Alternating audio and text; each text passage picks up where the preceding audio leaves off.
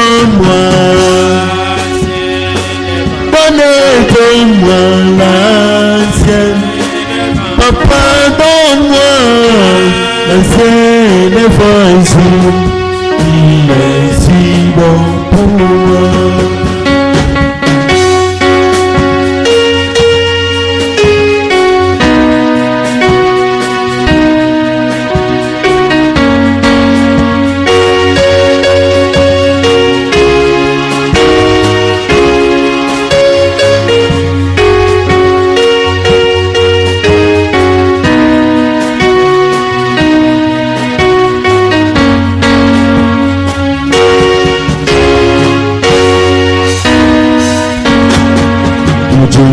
Ensemble, utine difutu jawo tena jina kwamba kwa lumu maisha pala tikondo Yesu wanyine afuto tena jina kwamba lumu Pagi kwamba kwamba kwa lumu kwena ta Pagi kwamba kwa lumu kutine kifuku tena tina vula tena tina muda kwamba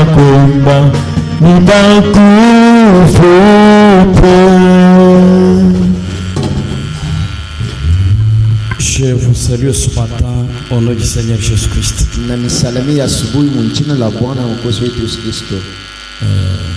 Je m'appelle Paul Mputu. Je viens de Lubumbashi. Je suis parmi vous comme missionnaire. Que le nom de Dieu soit loué à jamais. Je tiens d'abord à remercier le pasteur Joseph.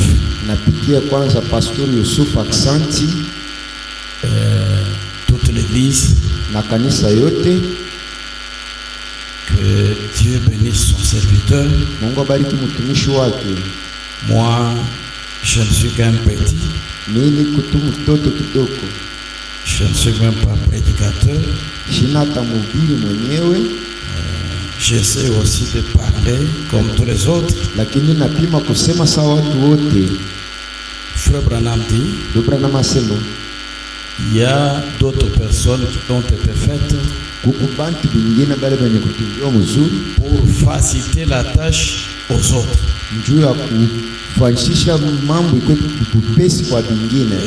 Laisser les passages libres pour les autres. Amen. Amina. Ok. Je vais dire quelque chose avant de lire la Bible. Je lis dans le sermon intitulé Le soir de Pâques. Il n'y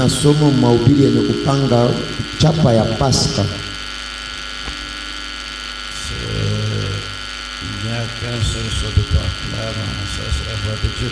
Il fallait que je vous donne un peu la date. C'est prêché le 10 avril 65.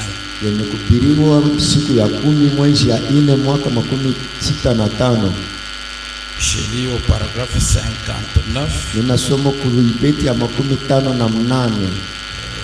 Je descends. Et après je dois lire la Bible. Est-ce que vous aimez Frère Branham? Acclamez pour la gloire de Dieu. Ok. Il dit ceci. Il n'y a qu'une seule vie, qu'un seul esprit éternel, une seule vie éternelle. C'est Dieu seul et l'éternel. Alors, Comme nous sommes ses enfants, Sasa hivi tuko watoto wake, nous faisons partie de lui. tunakuwa sehemu lake. C'est-à-dire que nous sommes des attributs de sa pensée. Tuko mabipande vya mawazo yake. La pensée est exprimée Mawazo yenye kusemewa et devient une parole. na inakuwa sauti. Ainsi, chaque individu qui se trouve ici, Na umoja wetu leko hapa qui possède la vie éternelle, ule kuna maisha ya milele, était dans la pensée de Dieu avant la fondation du monde. alikuwa mawazo ya Mungu kabla ya misingi ya ulimwengu. Ça ne pouvait pas être autrement, Haikupashi kwa namna ingine, puisque vous êtes un attribut. ile Mungu kipande sehemu lake. C'est-à-dire, Kusema hivi l'expression d'une pensée est devenue une parole. kuonesha mawazo inakuwa ni sauti, Une parole qui a pris vie na sauti inabeba maisha et qui est éternelle. na inakuwa ya milele. C'est pour cela que nous avons la vie éternelle. Jo kwa ile tuko na maisha ya milele Par le même principe que le glorieux Fils de Dieu, kupitia mwana wa utukufu wa Mungu, le Rédempteur, Mwokozi.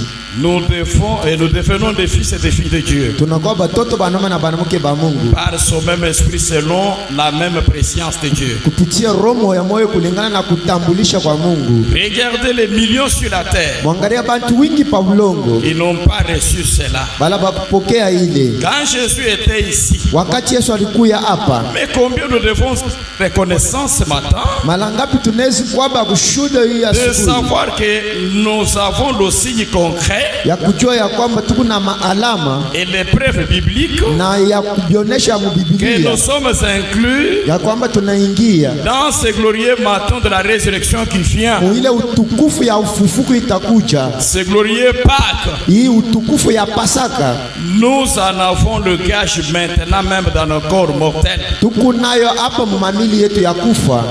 Les prédestinés sont les premiers à être vivifiés, bien sûr. Bantu bakutayarisha ni ba kwanza mkurudishiwa. Quand le Saint-Esprit vient prendre possession des siens, Wakati Roho Mtakatifu itakuwa kubebe bake, maintenant voilà une déclaration d'importance. sasa mwangaza tangazo ya muhimu. Je voudrais que mes frères dans le ministère Napenda wanduku muhudume essayent de comprendre ceci. bapima kuelewe hiki. Voyez, Mwangalie au commencement, kumwanzo Dieu le grand esprit en ce moment-là, Mungu Roho mnene muile wakati il n'était même pas encore Dieu. ashikukue hata Mungu, Il était éternel. alikuwa wa milele. Dieu est un objet d'adoration. Mungu ni kitu kya kuabudu, Il n'y avait rien qui puisse l'adorer. akukukwe kya kumwabudu, Il n'y avait pas d'ange, akukwe wa malaika ni rien. hata kitu.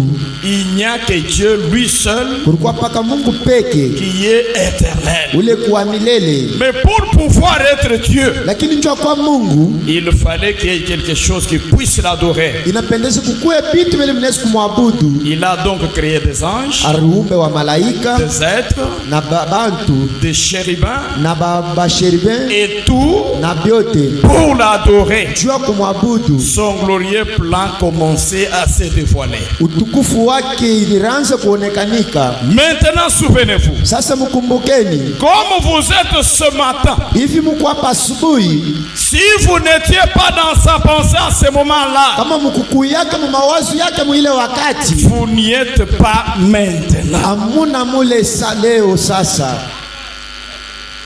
Est-ce qu'on se comprend? eti tunelewana Ce matin, ya asubuhi, si vous n'étiez pas dans la pensée de Dieu, kama mkukuu yake mawazo ya Mungu, même maintenant, hata hapa vous n'y êtes pas. hamuna mule. Amen. Amina. Et ce qui est éternel, Na kile kitu kia milele, car kwa maana en vous, ndani mwenu il y a une partie qui est éternelle. huku sehemu ile ya milele. Ce qui est éternel n'appartient qu'à Dieu, Kile kitu kia milele kikupaka kia Mungu, n'appartient qu'à Dieu kikupaka kia Mungu et en Dieu, na ndani ya Mungu dans sa pensée. mu mawazo yake. Vous étiez assis à l'endroit où vous êtes en ce moment. Mulikuwa benye kuikale pafashi ile mwiku hii asubuhi. Est-ce qu'on est ensemble? Eti tuku pamoja. Dieu vous bénisse. Mungu mbariki. Dieu n'est pas surpris dans la manière d'agir. Mungu ashina wa kushitusha mnamna ya kutenda. C'est nous les hommes qui sommes surpris. kulingana ni che bantu ndio tuko benye kushutishiwa. Dieu savait que ce matin, Mungu alijua kwamba asubuhi toi tu devrais venir à l'église à 10 heures. wewe ulipashi kuwa mkanisa msaa ya 10. Toi tu devrais venir à l'église à 8 Wewe heures. ulipashi kuwa msaa ya 9. Tu devrais t'asseoir là où tu es ce matin. Ulipashi kukale pale wiki ya asubuhi. Dans sa pensée, Mu mawazo yake j'étais ici à la chair ce matin. nilikuwa huku kumimbali ya asubuhi. Amen. Amina. Ça, ce n'est pas l'organisation d'un homme. Hii haina matengenezo ya mtu. Ça, c'est le plan de Dieu Hii ni makao ya Mungu depuis l'éternité. tangu muumilele. Et aujourd'hui, dimanche, Na leo mjume le 40e, siku kani?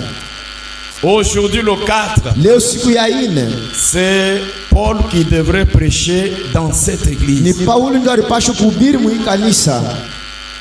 Est-ce que vous êtes là? Eti muko pale, C'est Paul qui devrait parler ici. Paulo ndio alipaswa usema hapa. Dieu ne fait rien pour rien. Mungu ashifanyaka kitu kwa Tout bure. ce que Dieu fait Chote kile Mungu anafanya a un but kukushaba et un objectif. na kifukuzio. Dieu savait qu'aujourd'hui, Mungu alijua kwamba leo il devrait bénir tel, alipaswa barika fulani, il devrait délivrer tel, alipaswa kumfungula au travers la prédication de tel. kupitia mahubiri ya fulani. Est-ce qu'on est là? Eti muko pale, Ne soyez pas surpris. mushiko benye kushutushiwa. Amen. Amina. Il dit, Anasema dans sa pensée, mu mawazo yake, j'étais ici à la chair ce matin. nilikuwa kuimi mbali ya asubuhi, Parce qu'il est infini, kwa maana yeye kuwa sho mwisho, il sait toutes choses. anajua vitu vyote. Il pouvait donc dire quelque serait la fin de le commencement. Alipaswa useme yeye ndio wa kwanza kabla ya mwisho, Parce qu'il est éternel kwa maana kwa milele et fou. na mweye. Comme vous êtes un fils ou une fille de Dieu, Hivi Mungu mtoto mwanamume wala mwanamke wa Mungu, vous étiez dans sa pensée au commencement. mulikuwa mu mawazo yake kumwanzo. Amen. Amina. Je sais que je veux lire la Bible Najua tasoma Biblia pour introduire le petit sujet ce matin. jua kuingisha kakishina ketu kidogo hii asubuhi. Nous lisons Juge au chapitre 13. Tukunasoma Mwamuzi mstari ya 13. S'il vous plaît, avec la révérence, Tunamsi na heshima je vous demanderai de vous tenir debout. na miombe msimame wima. Nous allons lire la Bible. Tutasoma Biblia. Je commence à lire au chapitre 13, au verset 2. Tanzia kumustari ya 13, sharia ya pili. Je descends, Nashuka. je lis au nom de Jésus-Christ. Ninasoma mjina ya Yesu Kristo. Il y avait un homme de Toréa, de la famille de Danite, Kulikuwa mtu kutorea wa mjamaa ya Danita et qui s'appelait Manoach. na alitiwa mjina ya Manowaka. Sa femme était stérile et n'enfantait pas. Bibi yake alikuwa tasa shikuzale. Un ange de l'Éternel apparut à la femme et lui dit, Malaika wa milele akaonekanikia bibi yake na kumwambia, voici, tu es stérile Tazama et tu n'as point d'enfant. tazama kutasa una na mtoto, Tu deviendras enceinte, utakuchukua mimba tu enfanteras un fils. na utazala mtoto. Maintenant, Sasa prends bien garde, kebe ange ne bois ni vin ni liqueur forte, ushikunye vitu vya et makali, ne mange rien d'impur, ushikure kitu cha kifuka, car tu vas devenir enceinte kwa maana utakuwa na mimba et tu enfanteras un fils. na utazala mtoto, Le rasoir ne passera point sur sa tête, na bwemba utapita kama parce que kichwa cet yake, enfant sera consacré à Dieu dès le ventre de sa na mère. ule mtoto utakuwa mwenye kutolewa tangu tumbo ya mama Et yake, ce sera lui qui commencerait à délivrer Israël na ndiye ndio ataanza dans la main des Philistins. kufungula Israeli mumkono ya La Wafilisti. femme alla dire à son mari, Bibi akaenda kumwambia bwana un yake, homme de Dieu est venu vers moi. mtu wa Mungu alikuja kwangu, Il avait l'aspect d'un ange de Dieu, alikuwa na mfano ya malaika wa Mungu, un aspect redoutable. onekaniko ya shoku shangai, Je ne lui ai pas demandé d'où il était. lakini shikamulize kule Il alikuya ne m'a pas fait connaître son nom, na shikunyambia jina lake, mais lakini il m'a dit, ananyambia tu vas devenir enceinte, utachukua mimba, tu enfanteras un fils, utazala mtoto et maintenant ne bois ni vin ni liqueur forte, na sasa usikunywa hata et ne vile mange kitu rien kya d'impur. makali. Ushikunywe kitu kya parce kichafu, que cet enfant sera consacré à Dieu dès le ventre de sa kwa mère maana ule mtoto atakuwa mwenye kutolea tangu tumboni ya jusqu'au jour de mama sa mort. na pa siku yake ya lufu. Manoach fit cette prière à l'Éternel. Manoaka kaomba hivi kwa Ah wamilele, Seigneur, Bwana, que l'homme de Dieu mtu wa Mungu que tu as envoyé vienne encore vers nous ule unatuma kuya kutena et qu'il kwetu, nous enseigne ce que nous devons faire pour l'enfant qui naîtra. na atufundishe kubyashe kufanya mtoto atazarika. Dieu exauça la prière de Manoach. Mungu akashikia maombi ya Manoaka. L'ange de Dieu vint encore vers la femme. Malaika akakuja tena kwa mke, Elle était assise dans un champ. alikuwa mwenye kuikala mshamba, Et Manoach, son mari, na Manoaka bwana yake n'était pas avec elle. ashikukwe naye. Elle courut promptement donner cette nouvelle à son mari. Et lui dit, Akakimbia rakaraka kumwambia bwana yake, voici l'homme qui était venu l'autre jour vers moi m'est apparu. angalia mtu alikuyaka tena kwangu ananyonekanikia. Manoach se leva Manoaka kalamuka et suivit sa femme. na akafate Et bibi il yake, avait l'homme. na Il lui dit, na mtu akamwambia, est-ce toi eti qui as wewe parlé à cette femme? ulisema na huyu mke? Il répondit, c'est moi. Akajibia, ni mie. Que Dieu ajoute la bénédiction à sa parole. Mungu abariki aongeze mabaraka msomaji la neno. Dieu notre Père Céleste, toi l'auteur de la vie éternelle, le Dieu qui ne change pas, toi le grand maître, le maître des temps et des circonstances, nous t'élevons ce matin, nous t'exaltons Père. Nous avons lu cette parole, Père Tout-Puissant, puisqu'une fois nous étions sur les bancs de l'école. Mais tu avais promis dans ta parole, il n'y aura personne qui peut enseigner et guider l'autre. Tous nous serons enseignés par ton Esprit Saint. Descends, Seigneur, ôte l'homme à la chair. Fais de toi quelque chose et que tu me fasses comme ton micro, Seigneur, afin que tu puisses encore parler au travers de ces écritures que nous avons lues. Tu as donné les uns comme prédicateurs, les autres comme évangélistes, mais le véritable évangéliste, le véritable prédicateur, c'est toi le Saint-Esprit. Descends maintenant, enseigne ton peuple, prêche ton peuple, commence et termine avec nous. Nous chassons toutes les puissances démoniaques, la désorientation, coupure d'onction, toute la compréhension de traverse. Au nom de Jésus, nous les boutons dehors. Que ta présence seule prenne maintenant le contrôle. Dites bien à la fin, au nom du Seigneur Jésus-Christ. Amen. Que le Seigneur vous bénisse. Bwana nibariki. Je peux intituler le petit sujet Nisikupanga kishina kyangu kidogo, l'ange dans les camps. malaika mukampi. Amen. Amina. Voyez que nous avons lu William Branham. Tunasoma William Branham Il dit, anasema si quelqu'un n'était pas dans la pensée de Dieu avant le commencement, kama mtu ashikukwe mu mawazo ya Mungu kabla ya misingi, il n'y était même pas maintenant. ashitakuya mu hata sasa. Que Dieu bénisse. Mungu mbariki. Dieu avait déjà proclamé Mungu alitangaza kwanza qu'au travers le ministère de quelqu'un d'autre, ya kwamba kupitia huduma ya mtu mwingine il pourra aussi faire quelque chose pour l'autre personne. anaweza kufanya kitu ndio ya mtu mwingine. Dieu vous bénisse. Mungu mbariki. Aujourd'hui c'est dimanche. Leo ni mjume, C'est le jour où il y a eu la victoire sur la tombe, ni siku tulipata ushindi pa kaburi, sur la mort, palufu sur le séjour des morts. na pafasha wafa, Et Dieu nous a rendu plus que vainqueurs. na Mungu alitufanya bashindadi. Dieu vous bénisse. Mungu mbariki. Voyez que l'ange du Seigneur, Angalia malaika wa Bwana, quand l'ange est dans un camp, wakati malaika kumukampi il y a la victoire sur toutes choses. kuku ushindi pa vitu vyote, La victoire sur la maladie, ushindi pa magonjwa, sur les échecs, pa kushinda, sur la mort, palufu, sur la pauvreté pa umaskini et sur toutes choses. na pa kitu kyote. La victoire sera là. Ushindi takuya.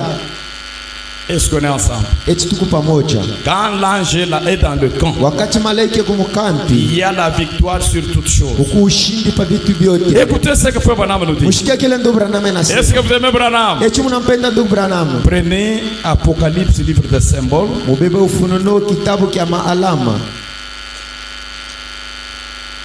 prêché le 17 juin yenye kuhubiriwa 17 juin 1956. 1956. Moi, je lis dans les papiers. Mimi nasoma mkaritasi. Vous allez lire dans vos téléphones. Mweka mtaisoma mule masimu yenu. Je lis au paragraphe 25. Ninasoma muibeti ya 25. Je dois lire encore le paragraphe 28. Tasoma tena na ibeti ya 29. Keti William Branham. Branham anasema nini? Oh là là! Oh là là! J'aime voir Dieu guérir ses enfants. Napenda kuona Mungu atunza watoto wake. Certainement. Kweli kweli. Ne me comprenez pas mal. Mshinishikia mubaya.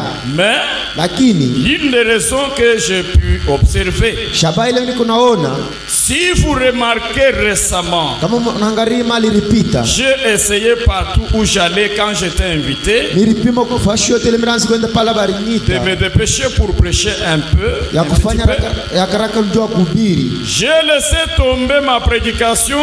Ninacha mahubiri yangu. Et ça mettait trop l'accent sur l'onction. Na ilipika yule upako. Et sur l'œuvre de la partie éternelle. Na pakipande kasemo ya wamilele. Et le surnaturel plutôt. Na yasio kawaida. Pour voir les visions. Njoo kuona maonyo. C'est merveilleux. Ni ya mzuri. Je remercie Dieu pour cela. Napikia Mungu asante kwa ile. Mais pourtant, lakini la prédication de la parole mahubiri ya neno est à 1 million de kilomètres au-dessus de cela. Ikufashi murefu kushinjwa ile. Au-dessus du fait de voir des boiteux marcher. Kushinjia kuona bipofu bakutembea baku. Et l'aveugle renouveler la vue. Na bipofu binaona tena kumara ingine. Eh bien, na mzuri. Nous aimons tout cela. Tunapenda sisi wote vile. Comme nous aimons tout cela, voir un sourd-muet venu au monde sourd-muet, il n'a jamais parlé ni entendu, être seulement assis ici comme une vieille souche, puis voir cette personne se lever et parler et entendre. C'est merveilleux. Mais oh là là, il n'y a rien de tel de voir une âme perdue venir, pleurant en allant à l'autel, Dieu, sois miséricordieux envers moi, un pécheur. Le muet mourra encore, le paralytique mourra, tous les malades seront encore malades et mourront. Mais cette âme qui a été sauvée est sauvée pour l'éternité, pour toujours. Elle ne périra jamais. Celui qui écoute mes paroles et qui croit en celui qui m'a envoyé à la vie éternelle, il ne viendra jamais en jugement. Dieu vous bénisse. Tu peux être guéri. Peut-être la malaria. Peut-être la cécité. Mais tu tomberas encore malade.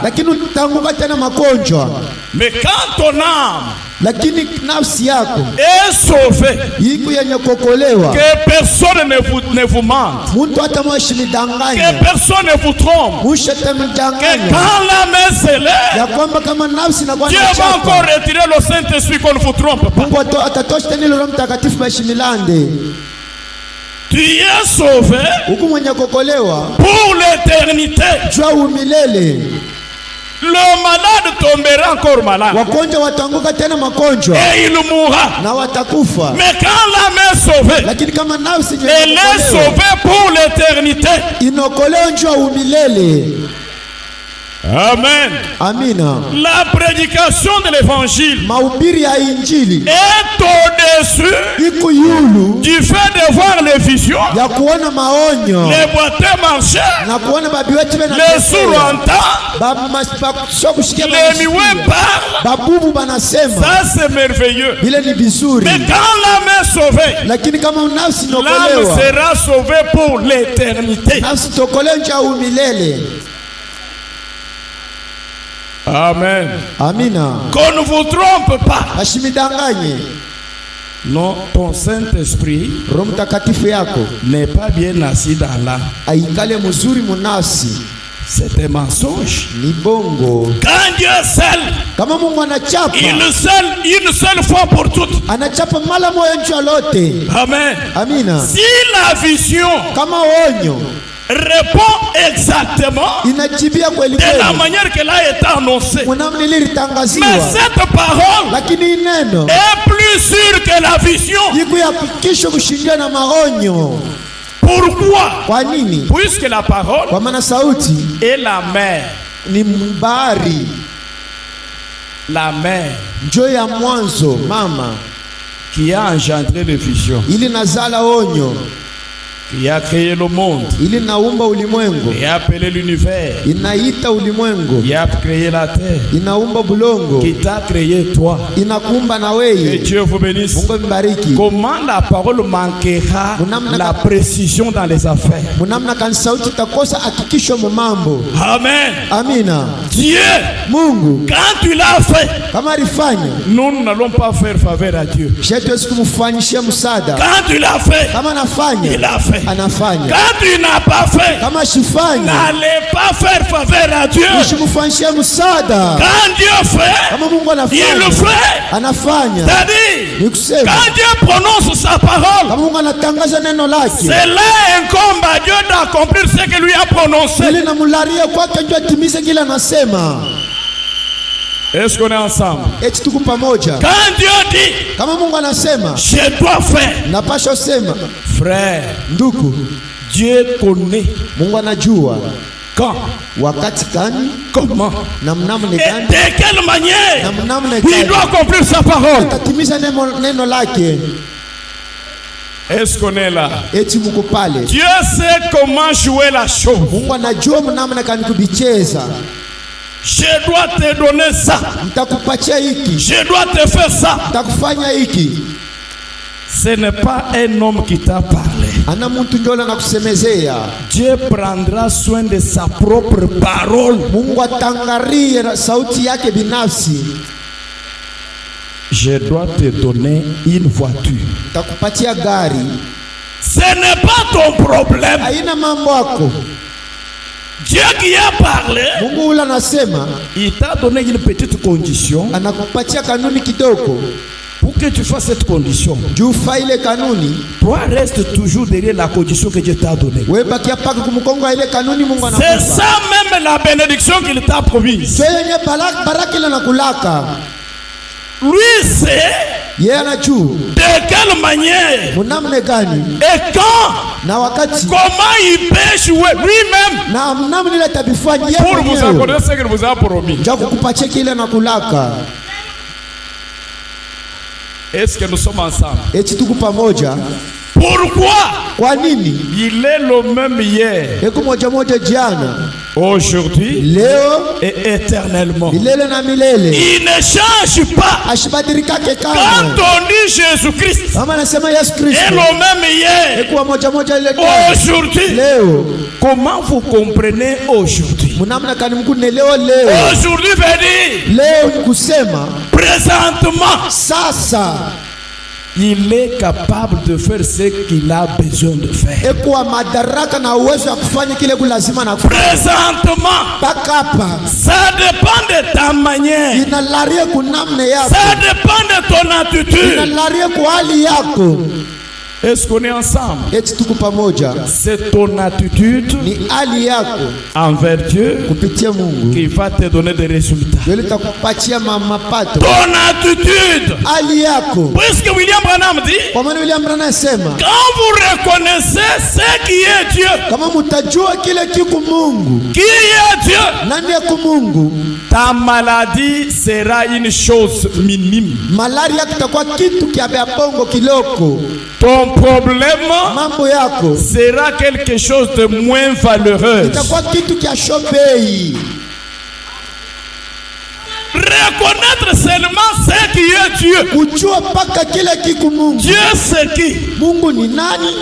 Il est comment? Eku munamne gani? Quelle est sa nature? Ali yake ni ya namne gani? Comment il vit? Anaishaka namne gani? Quelle est sa manière d'être? Namna kani vile eko. Quand tu connais ça, Kama unajua ile, ton problème sera résolu mambo yako itapata sans suluhisho passer par l'imposition des mains. bila kupitia kukushika kwa Même mikono. là où vous êtes, Hata pale mwiko, le Dieu de William Branham, Mungu wa William Branham, Dieu de Malachi 4, Mungu wa Malakia ine, le puissant conquérant, Mungu wa le uwezo, puissant vainqueur, Mungu mshindaji. même là où vous êtes. Hata pale mwiko. Oh là là.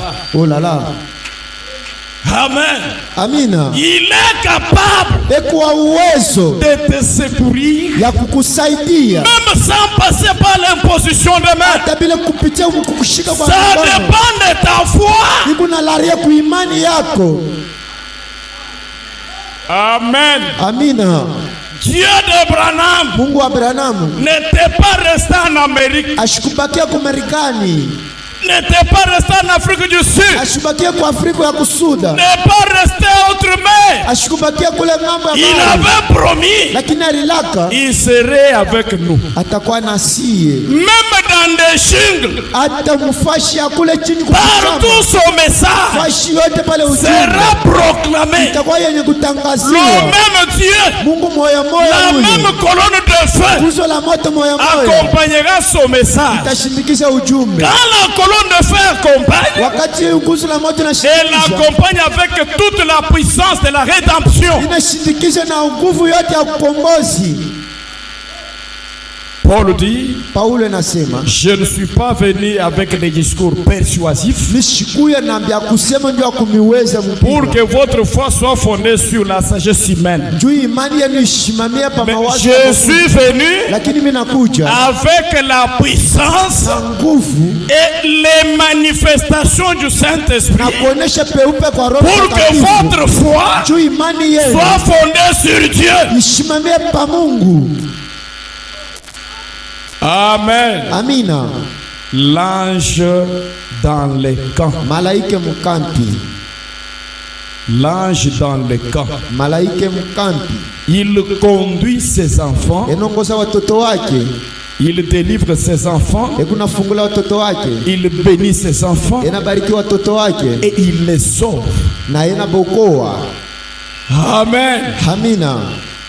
Écoutez, Mushikie lisons un peu Matthieu chapitre 28. tusome kwanza Mathayo sharia 29. Voyons un peu Tuone kwanza ce qui était arrivé aujourd'hui le dimanche kile kilifika leo siku ya mjumbe et les mensonges des gens. na bongo bwa watu. Amen. Amina. Le Dieu de William Branham, Mungu wa William Branham, le Seigneur Jésus-Christ, Bwana Yesu Kristo, créateur de toutes choses, muumbaji wa kitu kyote, les invisibles et visibles. wa kushoku onekanika na onekanika, Il est l'alpha et l'oméga. eko mwanzo na mwisho, Il est l'étoile brillante du matin. eko nyota ya kuangala Il asubuhi, est l'étoile polaire, eko nyota ya kuongoza, la grande lumière brillante, nguzo mkubwa ya la mwangaza, grande colonne de feu, nguzo la moto kubwa. le Dieu qui ne change pas, Mungu la shibadirikake qui ne kamwe, peut jamais s'éloigner de sa commission. ashezi kwenda mbali na kazi yake. William Branham dit, Ndugu Branham quand anasema nous parlons de kama l'ange, tunasema kwa il malaika n'est pas loin, ashina mbari, il est présent. eko tayari. Mon frère, Na ndugu, si tu es malade, kama uko mgonjwa, crois seulement. aminia bule. L'ange du Seigneur Malaika wa Bwana qui avait accompagné William ule Branham, alimsindikiza William il ne Branham, l'a pas accompagné dans la tombe. ashikumshindikiza Il est resté anabaki pour conduire ses kwa enfants kuongoza watoto wake jusqu'à ce que Jésus revienne. na pa wakati Yesu atarudia, L'ange est là, ule malaika kwa il est présent. eko tayari. Dieu vous bénisse. Mungu mbariki. Écoutez la Bible. Mushikia Biblia Après le sabbat, à l'aube du premier jour de la semaine, Kisha saba asubuhi ya siku ya kwanza ya mjume, Marie de Magdala et l'autre Marie allèrent voir le sépulcre. Maria wa Magdala na Maria mwingine bakaenda kuona kule Et kaburi. voici, il y eut un grand tremblement de terre, Lakini muone kulikuwa kutetemeka kwa bulongo, car un ange du Seigneur descendu kwa maana malaika wa Bwana akashuka kumbingu, vint rouler la pierre akakuya na kuzungulusha et ribwe s'assit dessus. na kuikala yulu ya ribwe. Son aspect était comme l'éclair Umbo lake ilikuwa saa ya et son mwangaza vêtement blanc comme la neige. na mango yake ilianza kuangala saa tenudi, Les gardes tremblèrent de peur na bale bachungaji bakatetemeka na boka, et devinrent comme morts. lakini bakakuya saa bakufa. Les gardes tremblèrent de peur Bakarda bachungaji bakatetemeka na et boka, devinrent comme morts. bakakuya saa bakufa. Pourquoi les gardes tremblèrent de peur? Kwa nini banjamu bakatetemeka na boka? Quelle a été leur mission à la tombe? Kazi yabo ilikuwa nini kukaburi? Ils ne voulaient pas que Jésus soit ressuscité. Bakupenda Bwana Yesu apate kufufuka. Banaanza kusema kama anafufuka, S'il ressuscite, kama anafufuka nous allons le cribler de balles. tutampiga mabasashi, Il va retourner toujours à la tombe. atarudia mpaka mkaburi. Mais Lakini quand le temps arrive kama wakati ilifika, où le maître de l'univers se lève, yule Bwana alipasha kulamika, tout le monde avait trembloté. bantu bote baritetemeka, Ils l'ont vu. barimona, Comment il est ressuscité? bariona munamna kana Comment il alifufuka, a voyagé? munamna kana Sous alisafiri, leurs yeux, mumecho yao ils l'ont vu. barimuona. C'est pourquoi je voulais dire ceci. Sio kama napenda niambia hivi, Quand Dieu a promis quelque chose kama yana laka kitu et fulani que le temps de Dieu arrive na wakati ya Mungu pour inatimizika, accomplir cela, kwa kutimiza ile, aucun démon de l'enfer hata ndemoni moyo wa Mugereni ne peut jamais arrêter la promesse de Dieu. ashasi kusimamisha lako ya Mungu. La promesse était que Lako ilikuwa yasema il doit être enterré anapashi kusikiwa et ressusciter le troisième jour. kisha kufufuka siku ya tatu. Le temps est déjà arrivé. Wakati shaufika, Les gardes étaient là. bale banjamu balikuya pale. Amen. Amina, Ils étaient là, balikuwa pale toujours réveillés. benye kuangalia Que Jésus ne ressuscite jamais. kwamba Yesu ashifufuke kamwe. Est-ce qu'on est ensemble? Eti tuko pamoja, S'il ressuscite, kama tu anafufuka lui sera criblé de balles. tutampika Nous allons masashi encore retourner à la tombe. na tutamrudisha mkaburi. Oh! Eti C'était le temps que Jésus devrait ressusciter. ilikuwa wakati ile Yesu alipashwa kupuka, Le temps de l'accomplissement de la promesse. wakati ya matimiziko ya malako. Alléluia. Haleluya, La promesse s'accomplit. lako inatimizika. Tout le monde était là. Bantu bote balikuya pale, Ils ont vu comment Jésus est ressuscité. baliona vile Yesu alifufuka. L'ange du Seigneur Malaika wa Bwana est descendu alishuka et s'est assis sur la pierre. na alikala pariwe. Il y a une puissance Kuku uwezo qui avait roulé la pierre. ile ilitosha ribwe. Est-ce qu'on est là? Eti tuko pale, Il y avait une puissance, kuku nguvu uwezo, pas la main de quelqu'un, haina mkono ya mutu, pas la main de ses disciples. haina mkono ya wanafunzi Mais wake, lakini cette puissance ile uwezo est venue d'en haut, ilishuka juu, a roulé la pierre. inatosha inasumbulisha Frère, nduku. même si Hata ta famille, jamaa yako toute la ville tauni mzima se sont réunis, balikusanisha que toi, ya kwamba tu wewe ne porteras pas d'enfant, hautakuwa na mtoto, tu ne te tiendrais pas debout. hautasimama bwima. Quand le temps est arrivé, Kama wakati ne nafika, crains pas. ushogope.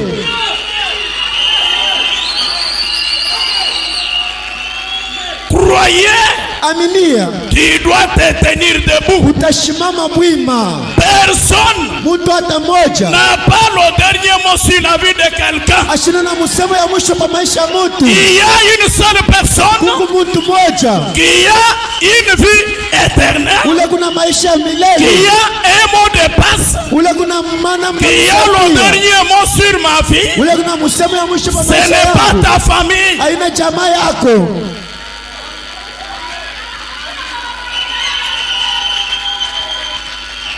Amen. Amina. C'est lui qui a le dernier mot. Ule kuna msemo ya mwisho C'est le Seigneur Jésus-Christ. ni Bwana Yesu Kristo. Pourquoi Kwa nini? il a crié le vendredi Alilalamika siku ya au Kastano bois du calvaire? kule msalabani. Que Dieu vous bénisse. Mungu ambariki. Pourquoi Jésus était suspendu Kwa nini Yesu alisulubishiwa entre le ciel et la terre? katikati ya bulongo na mbingu?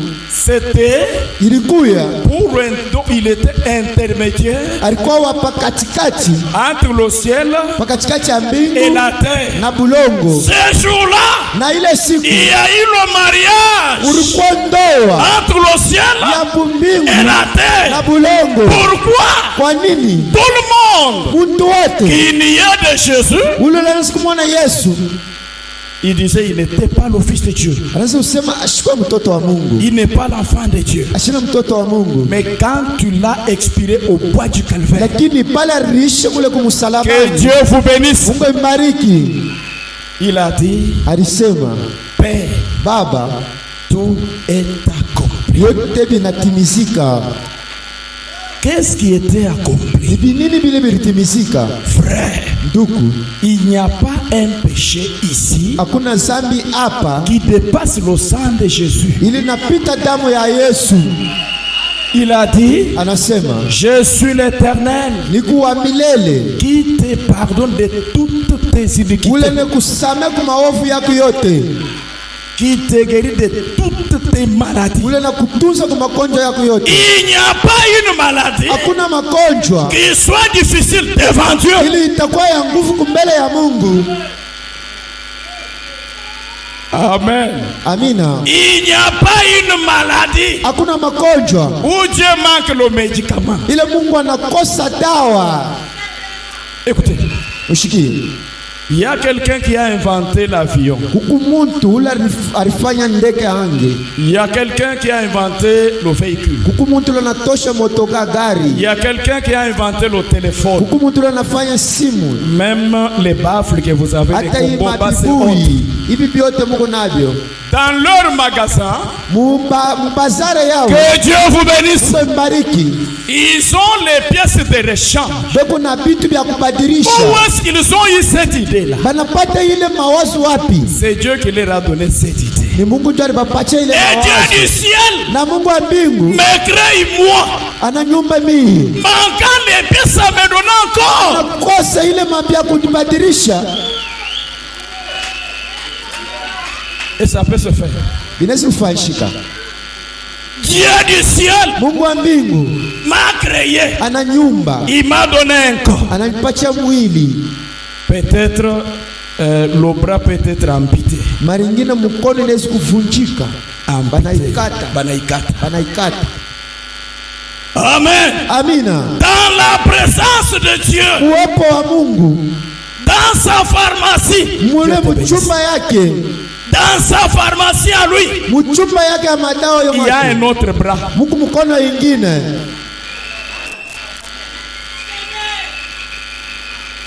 Amen. Amina. Dieu, Mungu, écoutez du temps d'Abraham. mshikie mwaka wa Abraham Ibrahimu. n'avait pas d'enfant. Ibrahimu ashikuwa na mtoto, Il était déjà vieux. alikuwa ashakuzeka. Sarah était déjà vieille. Sarai alikuwa ashakuzeka, Il n'avait pas encore le désir. abakukuwa tena na mania. Dieu descend. Mungu anashuka, C'est moi l'Éternel. ni mie wa milele, Tu auras un enfant utakuwa na mtoto à travers Sarah. kupitia Sara.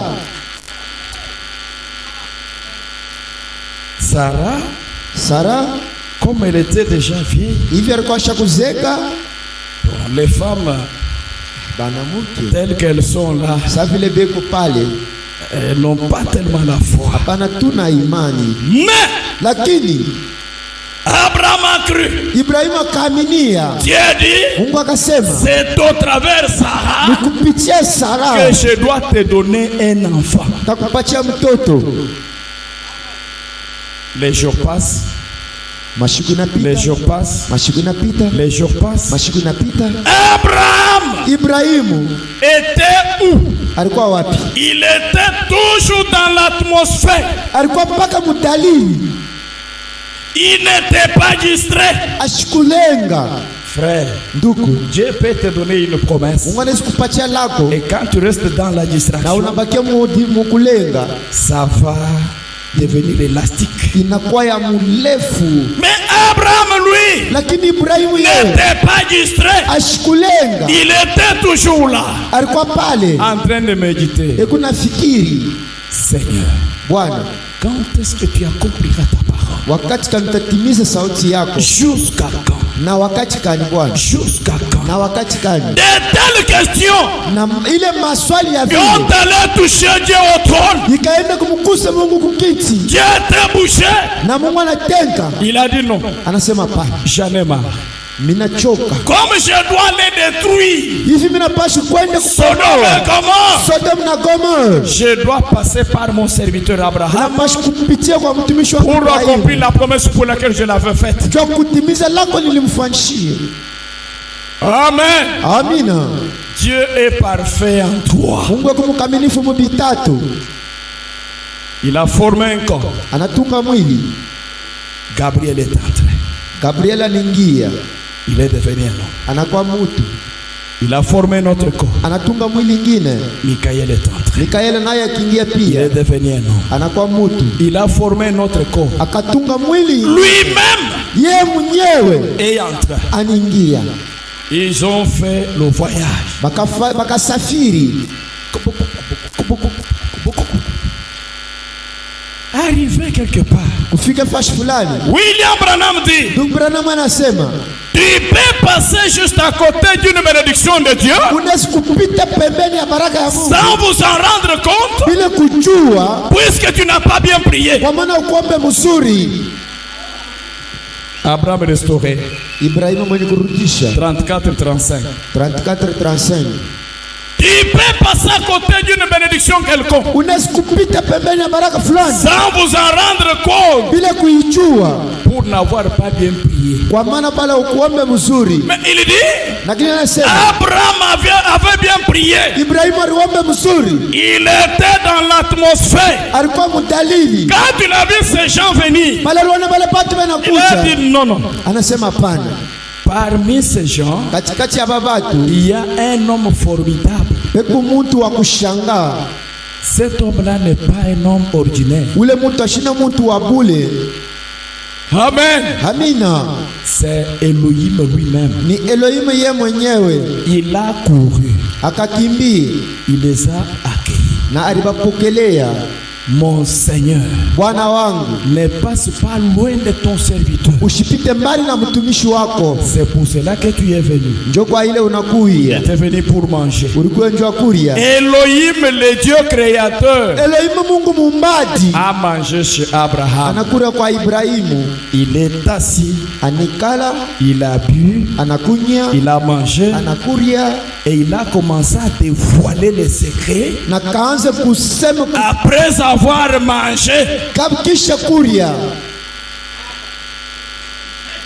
est-ce qu'on est là? Eti Mungu pale Peut-être à ce moment-là, s'il y avait des cure-dents, il devrait faire comme ça. maringine mwile wakati kama kulikuwa tumamiti twa kumeno, isa inaweka kumeno Avec le ventre bédonnant, na ntumbu ya kuvimba, il a commencé à dévoiler les secrets. anaanza kufafanisha mawazo. Il a dit, Anasema, où est Sarah ta femme? Sara bibi yako iko wapi? Elle a ri. Akacheka. Sarah avait ri.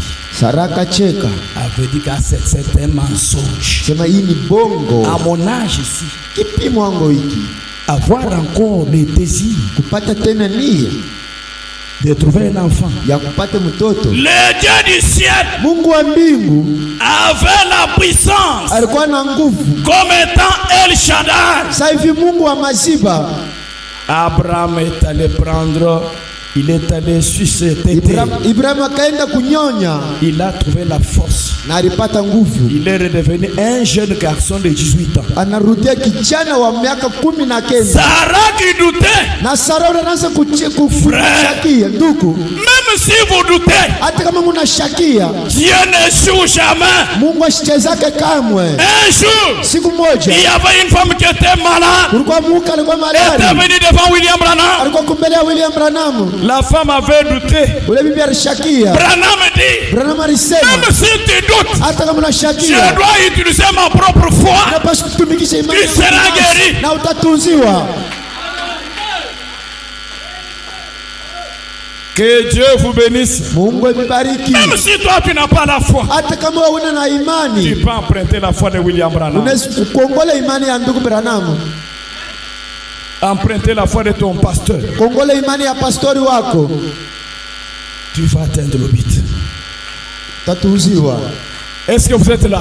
Eti Mungu pale, Jésus n'est pas mort. Yesu ashikufe, Il est vivant. eku mzima, Il est ressuscité alifufuka avec une autre puissance. na uwezo C'est ingine. ce que tu pouvais dire au diable. Ndio ile unapaswa kumwambia shetani. Quand Jésus est allé à la tombe, Wakati Yesu alienda mkaburi, il était nu au bois du Calvaire. alikuwa utupu kumsalabani. Pour quelle raison? Jua shabakani, Pour que moi, njumie j'ai les habits. nikuwe na mavazi.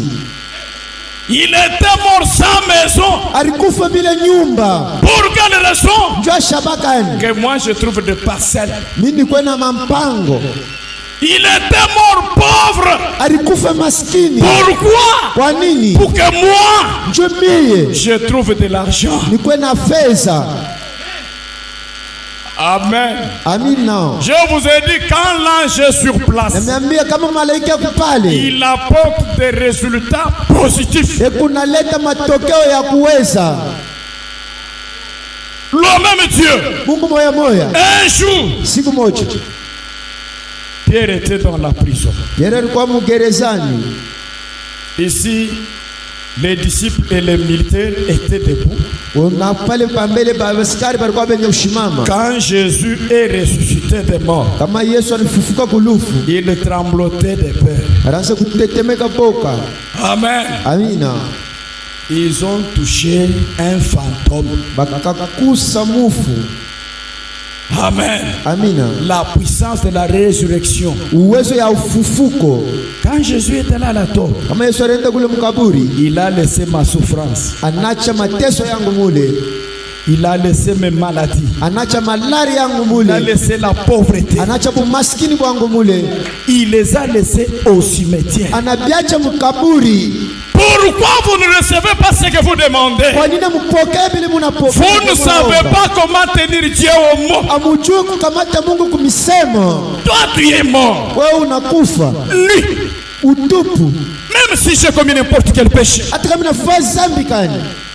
Ce n'est pas pour cela que tu es suspendu Aina ile ulisulubishiwa. entre le ciel et la terre. Katikati ya mbingu na Et bulongo. même les sacrificateurs Hata bakoani ont reconnu balitambua que normalement, ya kwamba mkweli cet homme était le fils de Dieu. huyu mtu alikuwa mtoto wa Mungu. Ils ont vu le surnaturel. Baliona sio kawaida. Ils ont vu la présence de Dieu. Baliona uwepo wa Mungu.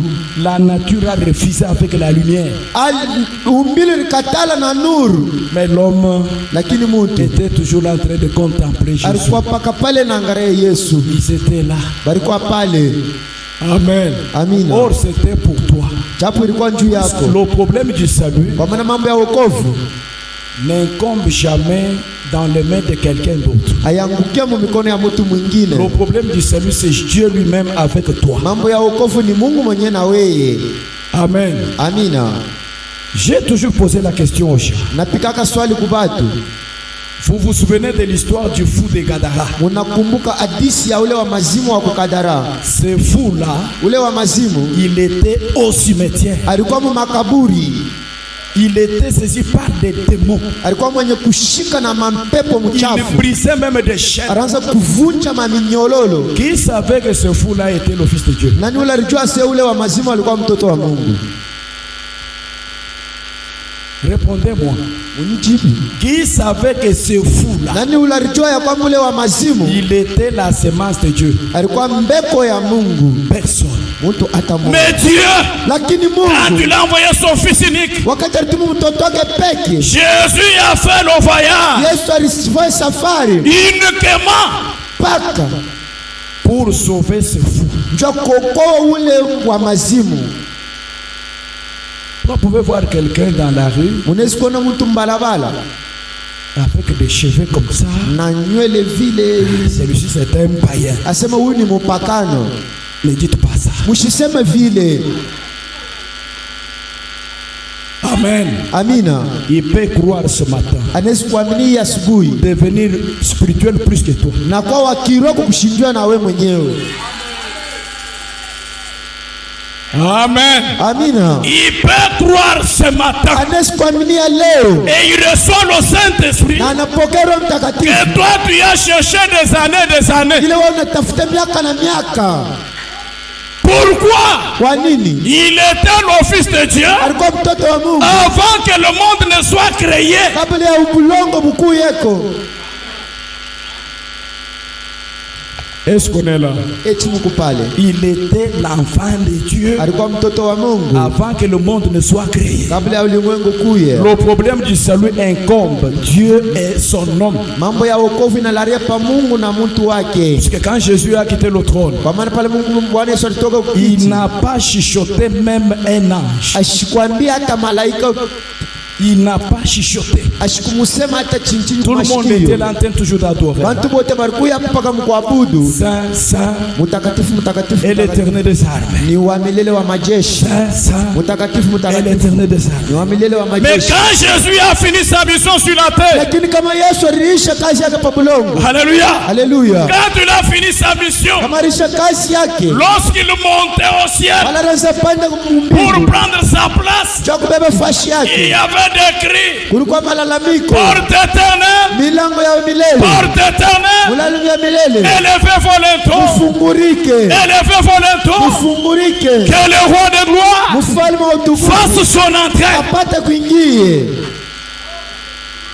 Ceux qui étaient au trône, Wale walikuwa kukiti ils ont posé la question: wanapika swali, qui autre roi de gloire ni nani mfalme wa utukufu mwingine dépassant celui que nous adorons chaque jour? ule napita ule tunabudaka kile siku? La réponse était Jibu ikakuya, l'éternel fort wa milele wa nguvu dans les combats. mumukovi. Comment il a combattu? Unaonekana anapiganisha C'était au vita. bas du calvaire, Ilikuwa kwa msalabani entre les deux brigands. katikati ya wale Haleluya. mabashiri. Haleluya. Il a crié: Alilalamika, Père, tout est accompli. Baba vyote Ainsi vinatimizika. celui qui est à côté, il a dit: Eti huyo alikuwa kuinga toi tu te disais sauveur, wewe unaanza kusema mwokozi, Sauve-toi. udiokoe Sauve-nous na encore. utokoe siye. l'autre a dit: Mwingine akasema comment tu es impoli mnamna kanuku mwenye kufundishwa dans la mabaya présence de Dieu. muwepo wa Mungu. Frère, Ndugu, il fallait savoir comment vous approcher dans la présence de Dieu unapaswa kujua namna gani kuchofa uwepo wa pour Mungu, profiter quelque chose dans sa présence. jua kubebe kitu fulani muwepo wake. Toi, tu es impoli. Wewe huku mwenye Il kufundishwa a fallu mabaya qu'un homme meure kubitendeze muntu okufu pour la vie sauve de toute l'humanité. jua maisha ya bantu bote. Seigneur, Bwana, quand tu seras dans ta gloire, kama utakuwa mtukufu wako souviens-toi de moi. unikumbukeko. Jésus n'a pas dit demain. Yesu ashikusema kesho, Il a dit: akamwambia ce soir, imangaribi nous serons avec toi dans la gloire. tutakuwa na wewe mtukufu. Il a rendu là. Na anakufa Quand je suis rendu là, kama Yesu alikufa, le corps était inerte à la croix. mwili ilikuwa mpaka kule Et kumsalaba, son esprit lakini roho est yake descendu ilishuka jusque dans les régions les plus basses na pafashi ya chini pour kabisa, attaquer le diable. jua kupiga shetani. Alléluia. Haleluya, Il l'a attaqué. alimshambulia Il est allé toujours le vainqueur na alienda, alitoka mpaka mshindani jusque dans les abîmes, jina mule fashi ya jusque wafa dans les régions plus basses. na pafashi ya chini kabisa, Il a ravi la clé de la mort ananyang'anya fungulo ya et fulufu dit séjour de mort. na ya pafashi ya wafa. Depuis ce temps-là, Tangu ile siku c'est Jésus qui possède tout. Yesu ndio kuna vyote. Ta bénédiction, Baraka yako, ta délivrance, ufungulivu wako, ta vie sauve, maisha yako, ta guérison, mtuzo yako, c'est Jésus qui possède ça. Yesu ndio uko Ce nayo. n'est pas ta famille, Aina ce n'est pas ton grand frère, aina mkubwa wako, c'est Jésus qui possède toutes choses. Yesu ndio ile uko nayo. Jésus possède tout. Yesu kuna vyote. Il est descendu Anashuka Quand le brigand partait, wakati mwisho akaenda, il partait vers le paradis. anaanza kwenda mu paradisi. Il pensait que Jésus était avec lui. Aliwasia kwamba Yesu alikuwa naye. Il pensait que Jésus était avec lui. Alikuwasia kwamba Yesu alikuwa naye. Jésus est un Dieu amorphe. Yesu ni Mungu wa kuonekanika na kupotea. Chaque fois, kila mara, quand Dieu fait accomplir une mission quelconque, kama Mungu anatimiza mambo fulani, il change de masque. atabadilika, Il accomplit la mission. anatimiza ile mkazi. Le brigand était devant, Ule mwisho alikuwa kumbele, pensant que le maître était derrière. wasia kwamba Bwana yuko mkongo. On attendait le maître d'abord dans le paradis Baranza kuchunga Bwana mule mu paradis. par les anciens prophètes, Kwa bale bazee ba les anciens nabii, croyants. bale babunifu ba zamani. Que Dieu bénisse. Mungu mbariki.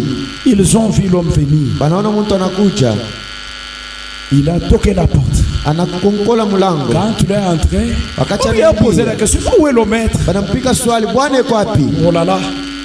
Il a dit non, nous sommes avec lui. Anasema tuko naye. Quand il tourne comme ça, Kama anageuka il hivi, n'a pas vu le maître. ashione Bwana. Le maître est allé combattre Bwana anaenda kupigana vita et est retourné vainqueur. na anarudia mshindaji Le puissant conquérant. wa nguvu, mpiganiji. Est-ce que nous sommes là?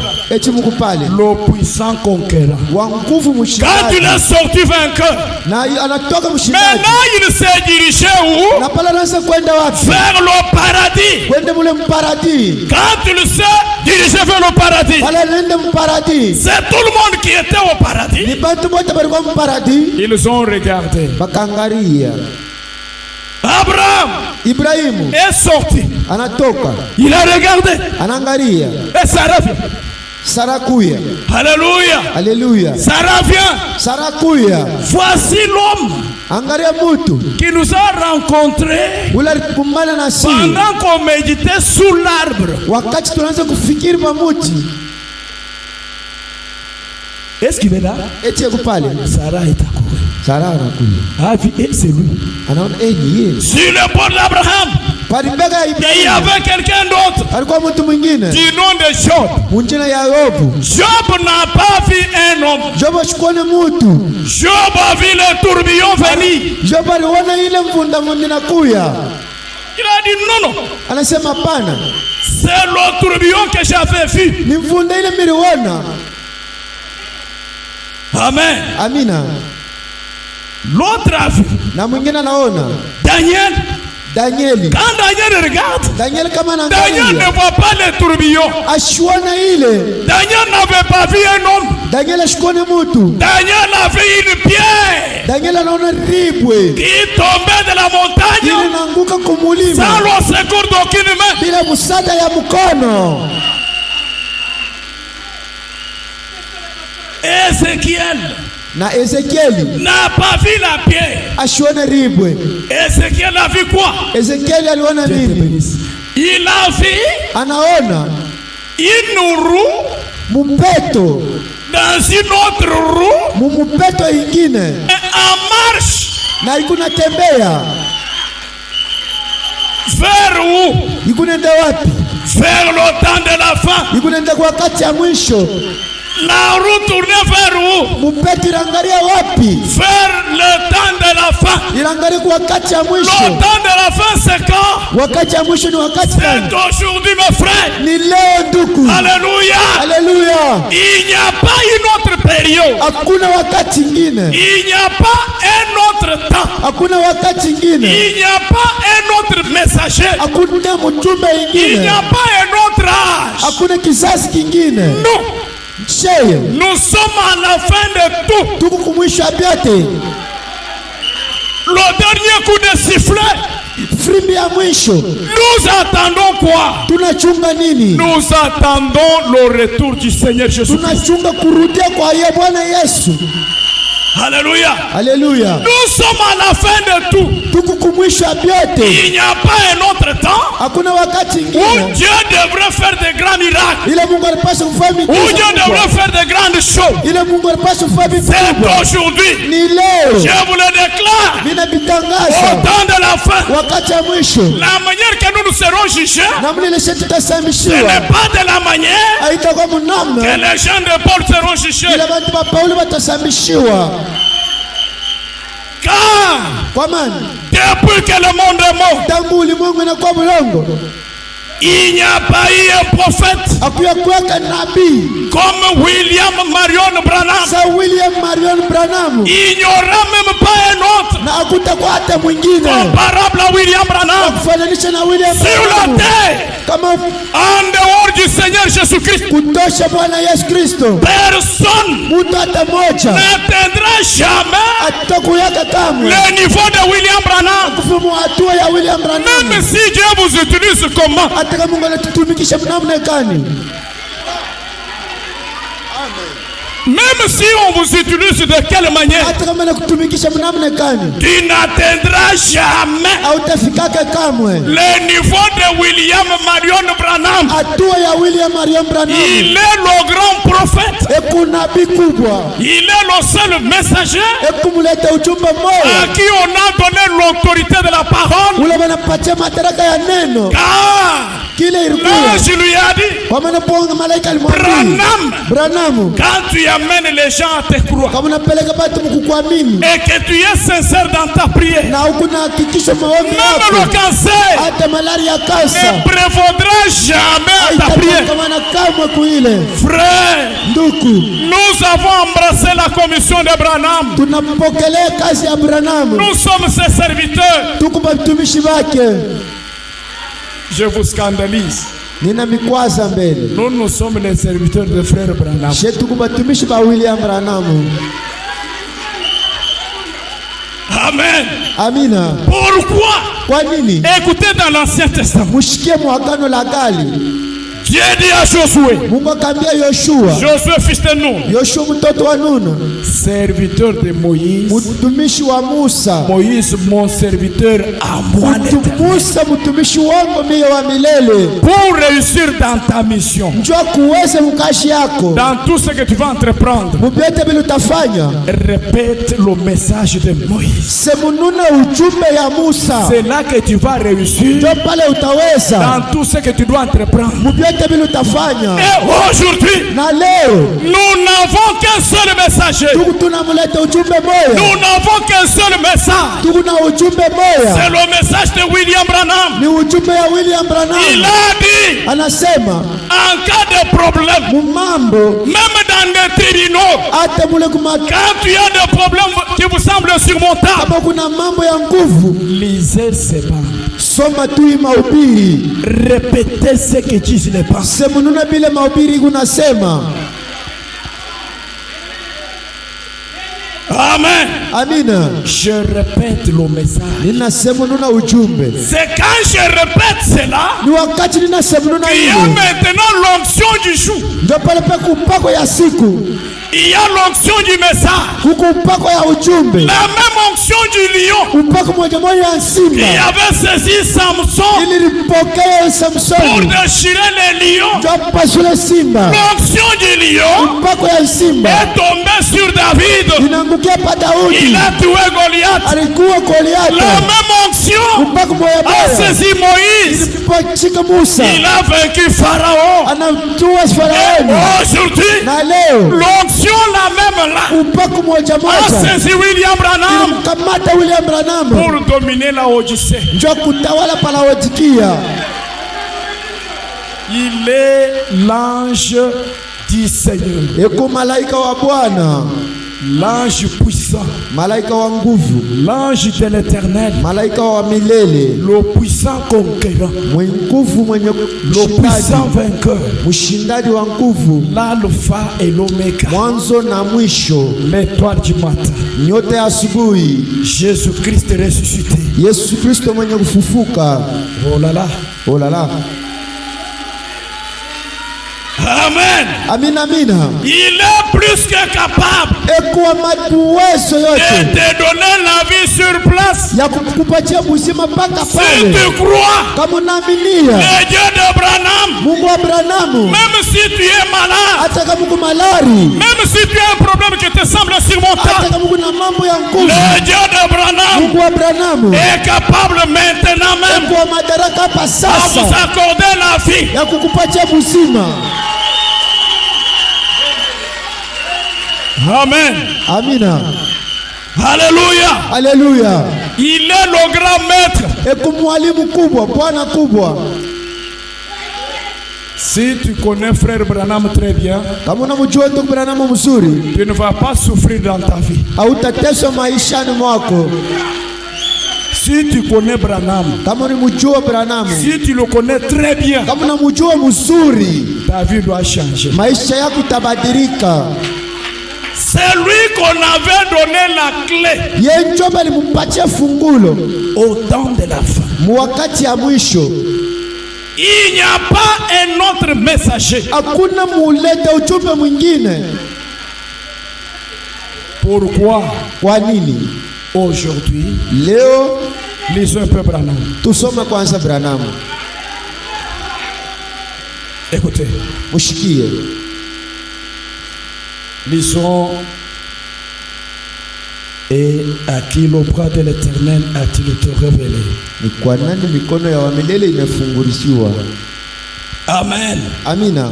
Il dit, Anasema dans mon ministère, muhudume yangu Jésus-Christ Yesu Kristo a eu plus de succès anapata kavumu mingi dépassant celui quand il était vivant dans son propre pita ministère. ile alipata wakati alikuwa mzima muhudume yake, Et il dit, na anasema à cause de mon ministère kupitia hudume yangu particulier mukipekee et étrange, na mali ingine, les gens m'ont donné de beaucoup de noms, batu bananipatia na manjina mingi de Dieu jusqu'à Satan. ya bumungu na kubushetani.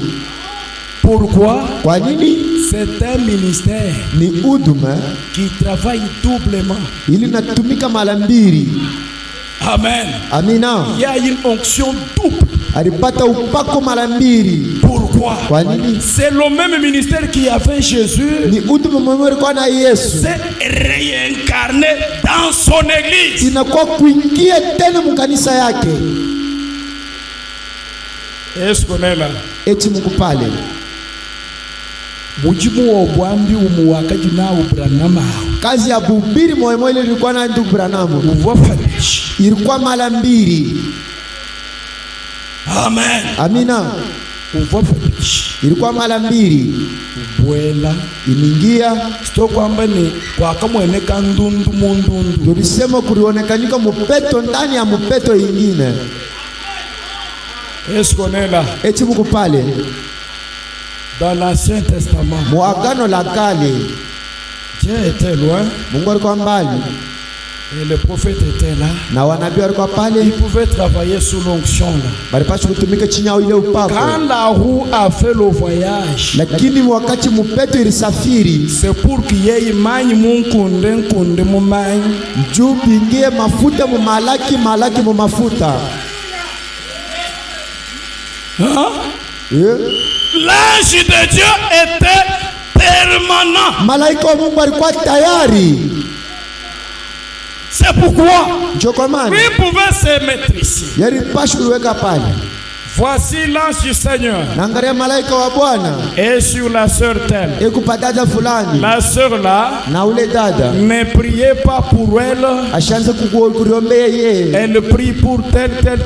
ekunaombea mtu fulani fashi fulani vile vile. Dieu a exaucé sa prière. Mungu anajibia L'ange maombi est yako. sur son frère. Malaika yupo ndugu fulani, Que Dieu bénisse. Mungu mbariki. Il avance. Anaendelea Il est à quelques mètres avec moi. ekumadakika fulani ya mametre na mie À quelques mètres. mumametre fulani. Branham en ce moment-là Branham mwile wakati n'était pas encore un homme ordinaire. ashikukwe tena mutu wa bule hivi. Il était maintenant une salopette de Dieu. Ile wakati alikuwa ni kochi ya Mungu. Il devenait l'hôpital ambulant. Alipashwa ni hospitali inatembea. Il devenait Dieu fait chair. Alikuwa Mungu mwenye kuvala mwili. Le créateur. Muumbaji. Qui nous a créés. Ule alituumba. Il déchirait comme ça. Anafungula hivi. Na c'est sa jambe. Il introduisait sa jambe. Il mettait son bras. Anaweka mkono. Il mettait le bras. Anaweka mkono. Et il s'introduit. Na anafala. Il ferme la tirette. Na anafunga kifuniko. Maintenant il dit. Na pale unasema. Maintenant. Hapa sasa. Ce n'est pas encore votre frère. Haina tena ndugu yenu. Ce n'est pas encore votre frère. Haina tena ndugu yenu sasa. Maintenant c'est Dieu créateur. Sasa ni Mungu muumbaji. C'est pourquoi chez la sœur Ati White. Kwa dada Ati White. Pourquoi Dieu a écouté la prière d'Ati White? Kwa nini Mungu alishikia maombi ya dada Ati White? Ati White avait une bonne attitude envers la parole. Alikuwa na hali mzuri kulingana na neno.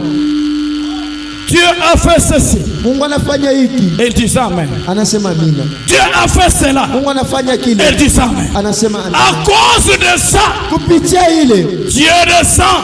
Ninasikia. Il dit demande ce que tu veux. Omba kyote kile unatafuta. Cela te sera accordé. Na kile kitakupewa. La sœur dada Ati. Est-ce que je peux demander? Est-ce que pendant que Branham faisait ça, wakati Branham anasofanya vile, les enfants d'Ati White se moquaient. Batoto ba Ati banaanza kucheka. Écoutez la profondeur de Dieu. Mushikie upako ya Mungu. Écoutez la grandeur de Dieu. Mushikie bunene wa Mungu. La Bible dit, Biblia inasema, c'est lui qui va injurier le fils. Ule atachambula mtoto. Il sera pardonné. Batamsamehe. C'est lui qui va injurier le père. Ule atatukana baba. Sera pardonné. Batamsamehe. C'est lui qui parlera mal du Saint-Esprit. Lakini ule atasema vibaya vya Roho Il ne sera jamais pardonné. Abatamsamehe kama. Même dans ce siècle. Même dans le siècle à venir. Atamsikia linakuja. Mais ces jours-là. Kama ile siku. Alléluia. Alléluia. À cause d'un homme mandaté. Kupitia mtu mwenye kutuma. L'autorité de la parole. Madaraka ya sauti. L'épée du roi dans sa main. Mpanga ya mfalme mkono yake. La sœur dit, dada nasema, j'aime la vie de mes deux enfants. Ninapenda buzima wa batoto wangu bawili hapa.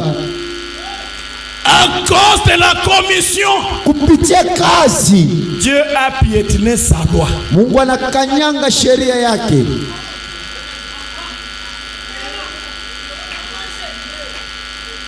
Et il a écouté na anashikia les paroles masauti de son homme envoyé, ya mtu wake mwenye kutumiwa, de celui qui était mandaté. Ule mwenye kutumiwa. J'aime la vie de mes deux enfants. Ninapenda buzima wa batoto wangu bawili. Dans la grâce, munema, toutes les lois tombent. Mashauri yote kunaanguka. Est-ce que vous êtes là? Eti Mungu pale. Dans la grâce, toutes les lois tombent. Munema, masheria yote kunaanguka. C'est comme du temps d'Esther. Ndio wakati ya Esther. Quand Esther est allée, wakati Esther akaenda pour voir le roi, ndio kuona mfalme. Ce n'était même pas le temps où on visitait le roi. Haikuwa wakati ya kwenda kumtembelea mfalme. À cause de la grâce. Lakini kupitia neema. Quand la reine Esther s'était présentée, wakati malkia Esther akatambulisha, le roi a dit, mfalme akasema, reine Esther, malkia Esther, qu'est-ce que tu as besoin? Sema kile kuna lazima. Puisque la Bible dit, comme la Bible dit, elle a eu grâce dans la présence du roi. Alipata neema mwepo. Et le roi a dit, na mfalme akasema, reine Esther, malkia Esther, même la partie de mon royaume, hata sehemu ya mfalme je dois te donner. Takupatia hayo. Frère, ndugu, si le roi, kama mfalme, un homme méchant comme il était, mtu wa makari vile alikuyaka, il trouve anapata l'amour de sa femme, mapendo ya bibi yake, et dit, na akasema, même la partie de mon royaume, je te l'accorde. hata sehemu ya ufalme wangu nitakupatia. Qu'en est-il de notre Dieu? Itakuwa mara ngapi kwa Mungu wetu? Le Dieu créateur, Mungu muumbaji, le Dieu d'amour. Mungu wa mapendo. Qu'est-ce qui lui semble difficile maintenant? Ni kinini kinamkuia nguvu sasa?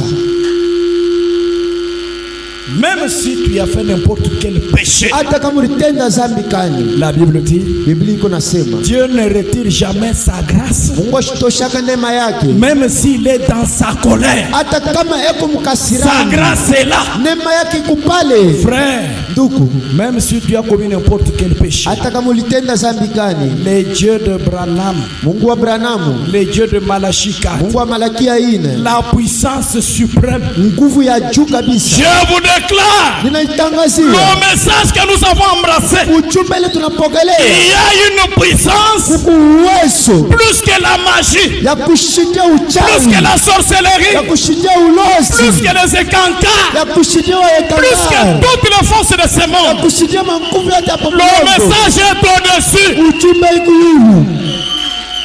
Alléluia. Haleluya. Croyez en Jésus. Mwaminia kwa Yesu. Amen. Amina. Est-ce que parmi vous, il y a des gens qui n'ont pas encore crié au Seigneur Jésus-Christ comme le sauveur personnel? Eti katikati yenu kuku bantu bale bayaminia Bwana Yesu sababu Bwana na Mwokozi wao. Ils peuvent être là, Banesi kuyapo. qui n'ont jamais été baptisés normalement. Bala abayababatize vile vinastahili. Si tu es là, lève un peu la main, j'aimerais voir quand même. Kama huku pale nyanyua kwanza Si mkono tu na n'as penda jamais kuona. été baptisé dans l'eau au nom de Jésus-Christ, Kama bayakubatizaka Lève mmaji un peu mjina la la main, je Bwana vais voir Yesu. seulement. Nyanyua mkono. je vois une personne, Naona mtu je vois pale. deux personnes, Naona mtu je mwingine. vois pale. trois. Naona tatu. Est-ce que si vous vous mettez debout, on peut vous voir quand même? Kama mnashimama pima banesi kuniona kwanza. Mettez-vous debout. Mshimama mbele bwima. Est-ce que Eti vous pouvez aussi le croire? munesi na mwe kuaminia. Ne crains pas. Mushongope. C'est aujourd'hui le jour du salut. Ni leo siku ya wokovu. N'attendez pas à demain. Mushichunge Ce kesho. que tu veux faire aujourd'hui. Kile utafanya leo. Est-ce que nous sommes là? Eti Mungu pale. Qui parmi vous Nani katikati yenu hapa connaît ce qu'il nous réserve demain? anajua kile kinamchungia kesho? Je crois que pasteur connaît ce qu'il nous réserve demain. Najua se pastor anajua kile kitamfikia kesho. Même vous qui avez cru, Hata mwe bale munaamini. même ceux qui n'ont pas encore cru, Hata bale bayaamini. qui peut me dire les années qui lui restent sur la terre? Nani anaweza kumunyambia miaka ile namubakiria pa bulongo? Qui? Nani? Dis-moi les jours qui te restent. Munyambia masiku ile nakubakiria. Et aujourd'hui, Na leo la Bible dit, Biblia inasema quand vous entendez ma voix, kama mnasikia sauti yangu n'endurcissez pas vos cœurs. mshikankamishe mamioyo yenu. C'est ça le jour du salut. Njoo wakati ya wokovu. Si vous entendez ma voix, Kama mnasikia sauti yangu n'endurcissez pas vos cœurs. mshikankamishe mamioyo yenu. Si vous voulez que vous soyez baptisés aujourd'hui, Kama mnapenda njoba mibatize leo, ne crains personne. mshongope mutu. Personne n'a pas le droit de te sauver sur la Mutu terre. hata mwashina na ruhusa ya kukokopa bulongo. Il n'y a personne qui a le dernier mot sur ta vie. Huku mutu ule kuna semo ya mwisho pa maisha Celui yako. qui a le dernier mot sur ta vie, c'est le Seigneur Ule Jésus-Christ. kuna semo ya mwisho pa maisha yako ni Bwana Yesu Kristo. Si vous voulez croire, Kama mnapenda kuamini, passez devant mupite kumbele. pour jeter la honte dans le camp du diable. Njua kutupa aya mukampi ya Dis au shetani. diable, Mwambia shetani au revoir. ya kwamba J'aime tunachana. embrasser le Seigneur Jésus-Christ Nampenda kumpokelea Bwana Yesu Kristo. comme mon sauveur. Sa mwokozi wangu. Passez devant mes frères. Mupite kumbele wa ndugu yangu. Ne crains pas. Mushongope. Passez devant. Mupite kumbele. Dieu vous sauve. Mungu atamiokoa. Est-ce qu'il y a quelqu'un d'autre? Eti kuku mtu mwingine. Ma soeur, Dada yangu, c'est ça le jour de ton salut. ndio siku ya wokovu wako. Branham n'est pas notre Dieu. Branham ana Mungu wetu. Branham nous a montré le Seigneur Jésus-Christ. Branham anatuonesha Bwana Yesu Kristo. Le Dieu a adoré. Mungu wa kuabudu.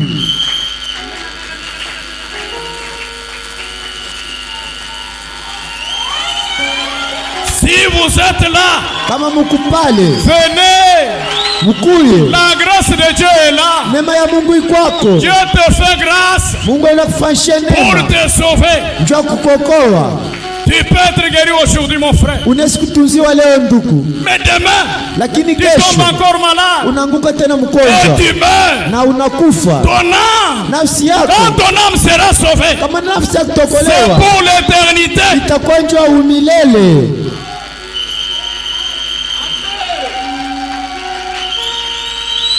Kolo Yesu aboyaka motonde ataosa limpe nyonso. Yesu kena upija nasha nasha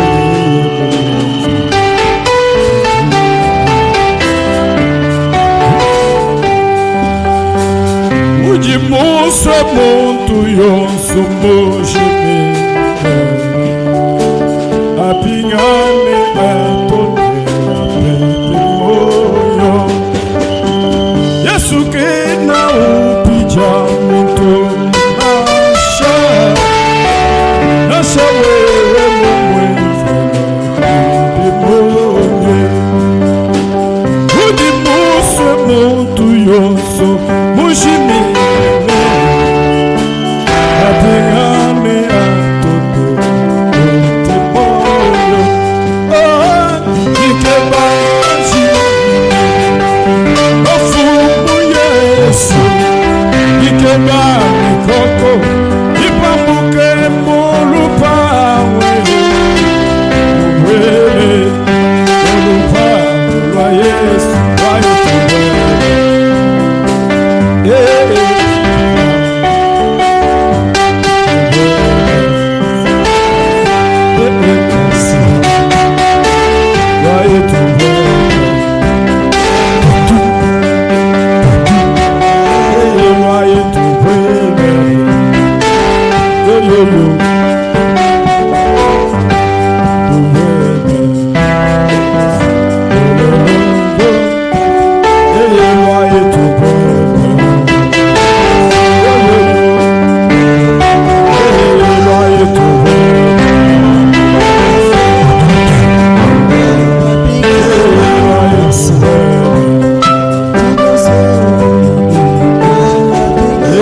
kokota boya kokota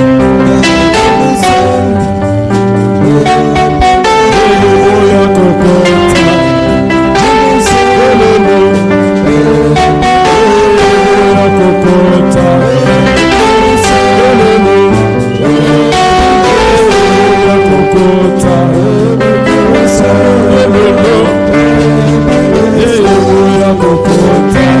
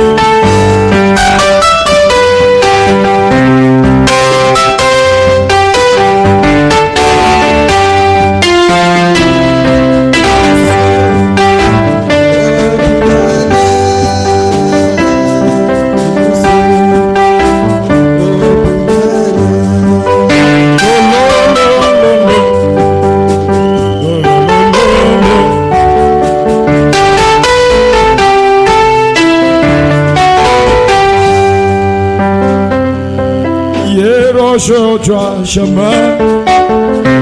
Et aujourd'hui à jamais. Et aujourd'hui à jamais. Jésus ne change pas.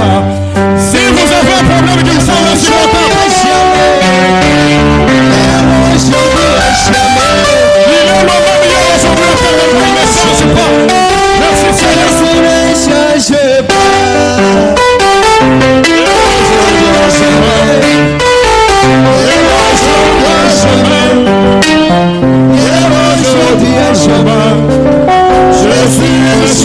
pas. Il est le même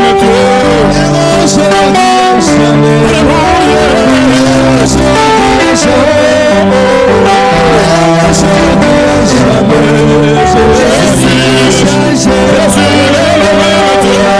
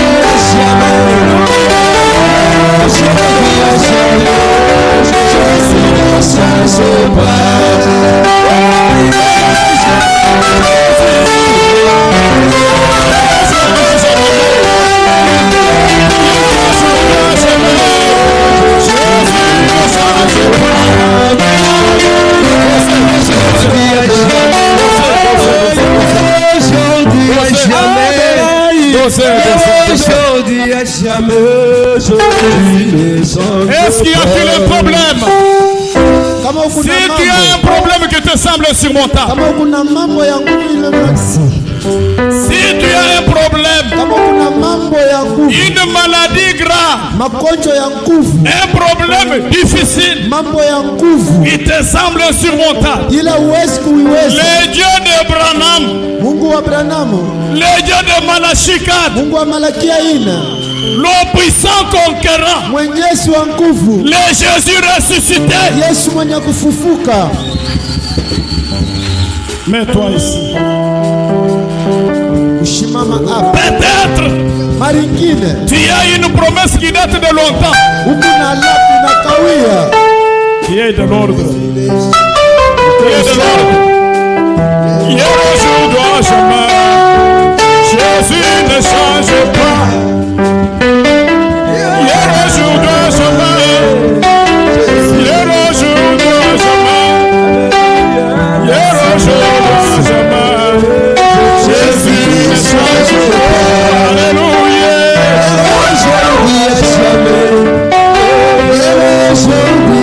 Il est le même Dieu. Ne change pas. Oh, s'il a guéri, il guérira.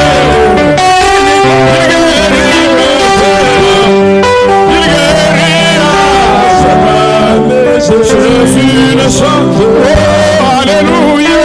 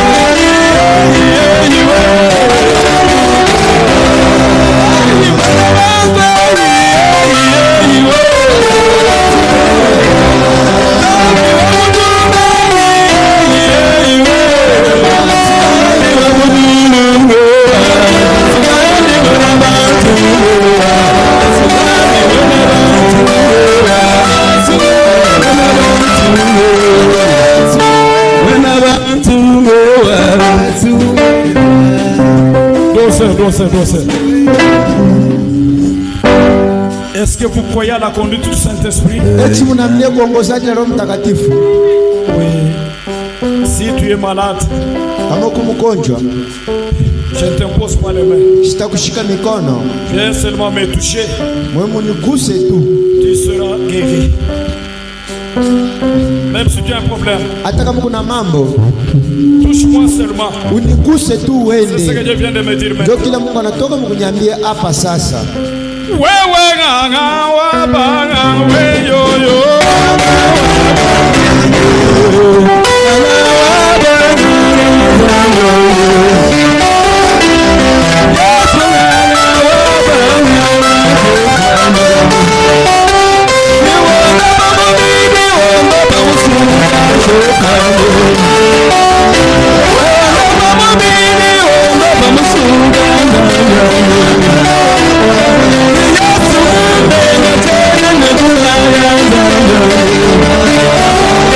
Yes,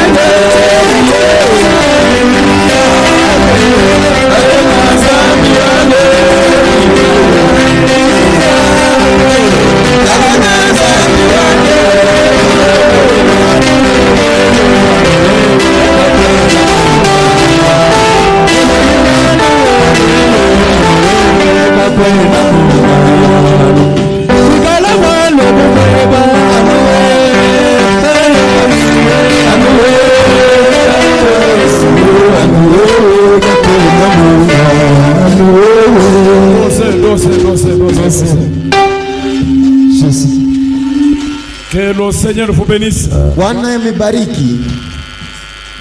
Je sais que William Branham dit, najua William Branham anasema quand Dieu donne une recommandation à faire, kama Mungu analeta uongozaji ya kufanya, et quand nous l'exécutons, na kama tunaifanya vile, les pas suivants seront les pas de Dieu. mwenendo ingine tafuata ni ya Mungu.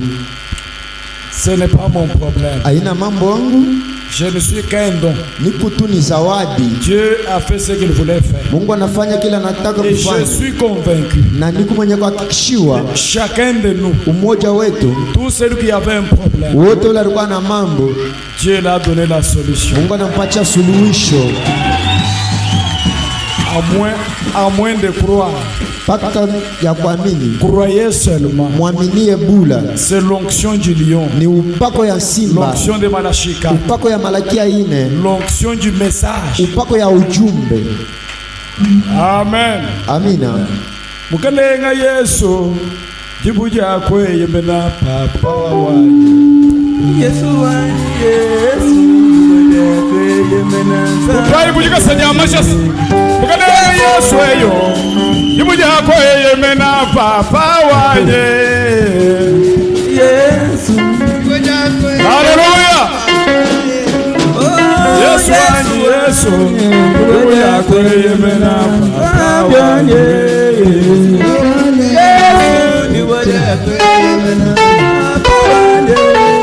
Kalenge Yesu ayo yuko yako yeme papa wanywe Yesu yuko yako yeme na sambi wanye Yesu wanye Yesu yuko yako yeme na papa wanye Yesu wanye yuko yako yeme na sambi wanye yakapona danye kweke pabulume kudi Yesu Yesu wanye ni wala kwa yemena